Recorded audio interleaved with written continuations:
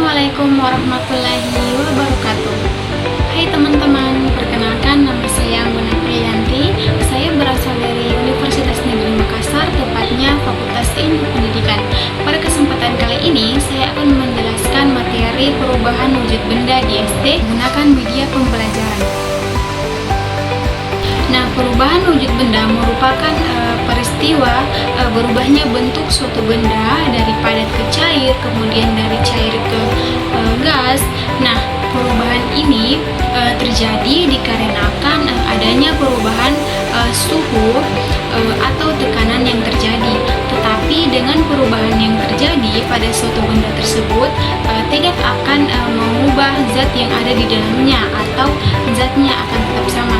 Nah, kemudian ketika teman-teman bertanya apa sih yang membedakan antara benda padat, kemudian benda cair, dan juga benda gas. Nah, mari kita simak sama-sama apa perbedaan dari tiga benda tersebut. Nah, yang pertama itu benda padat. Nah, benda padat ini mempunyai bentuk dan ukuran yang tetap. Contohnya itu meja, kemudian kursi, dan juga jam dinding, dan lain sebagainya. Nah, kemudian poin kedua yaitu benda cair. Nah, benda cair dapat kita bedakan dengan benda padat yang sudah saya jelaskan tadi. Adapun sifat yang membedakan benda cair adalah bentuknya yang tidak tetap. Benda cair ini menyesuaikan dengan wadahnya. Contohnya itu air, kemudian ada minyak, dan juga kecap. Nah, kemudian di poin ketiga yaitu benda gas. Nah, kita dapat membedakan benda gas dengan benda padat dan benda cair dengan melihat sifat dan bentuknya. Nah, pada benda gas, sifat benda gas ini tidak dapat dilihat secara kasat mata, tetapi kita sebagai makhluk hidup dapat merasakannya melalui dengan indera peraba dan juga indera penciuman. Nah, kemudian kita masuk pada inti materi yang akan saya jelaskan, yaitu perubahan wujud benda dengan menggunakan media pembelajaran yang telah saya buat. Media pembelajaran sederhana dibuat untuk memperjelas perbedaan wujud atau perubahan wujud benda. Nah, yang pertama itu ada mencair. Nah, mencair itu merupakan proses perubahan wujud dari padat ke cair. Peristiwa ini terjadi karena adanya energi panas. Contohnya itu es krim yang meleleh di suhu ruangan yang terlalu tinggi atau terlalu panas. Kemudian contoh lainnya itu coklat yang dipanaskan. Kemudian di poin kedua yaitu membeku.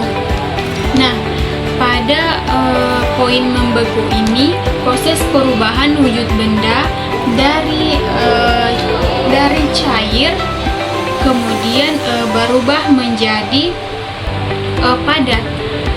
Nah, perubahan yang dialami dari benda cair ke benda padat ini terjadi karena mengalami penurunan suhu yang sangat dingin.